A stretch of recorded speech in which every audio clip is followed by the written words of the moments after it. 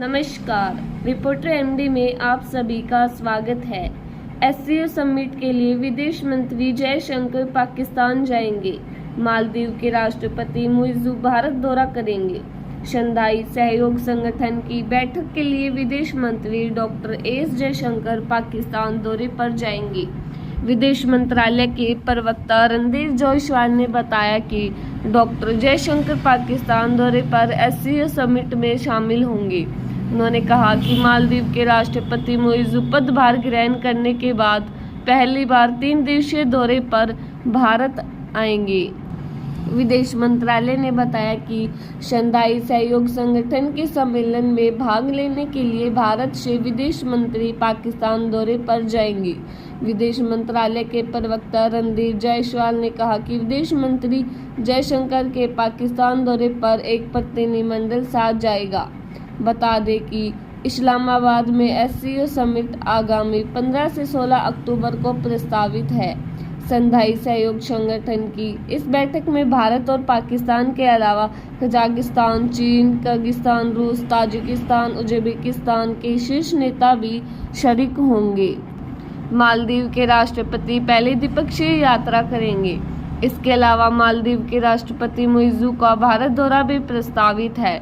उन्होंने कहा, मालदीव के राष्ट्रपति मोहम्मद मुइज़्ज़ू 7 से 10 अक्टूबर 2024 तक भारत की राजकीय यात्रा पर आएंगे। यह उनकी भारत की पहली द्विपक्षीय यात्रा होगी।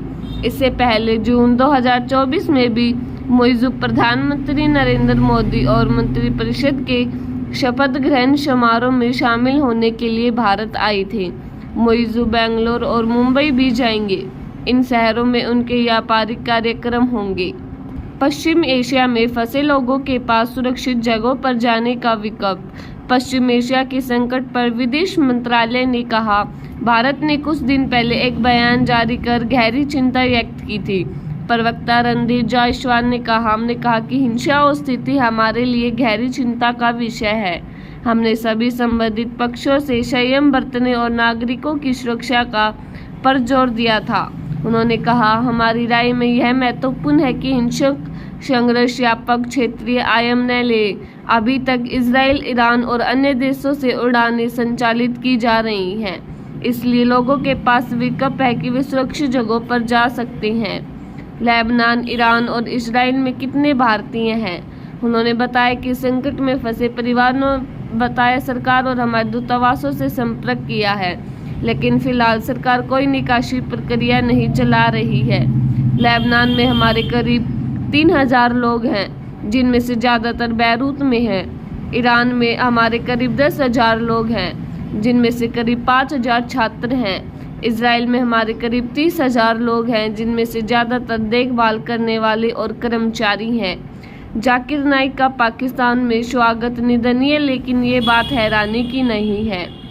पाकिस्तानी दौरे पर गए जाकिर नाइक से जुड़े एक सवाल पर विदेश मंत्रालय ने कहा, हमने वे रिपोर्ट्स देखी हैं जिसमें जाकिर नाइक को पाकिस्तान में लाने की खबरें हैं। उसका गर्मजोशी से स्वागत भी किया गया है। हमारे लिए आश्चर्य की बात नहीं है कि एक भारतीय भगोड़े का पाकिस्तान में उच्च स्तरीय स्वागत किया गया है। यह निराशाजनक और निंदनीय, लेकिन आश्चर्यजनक नहीं है।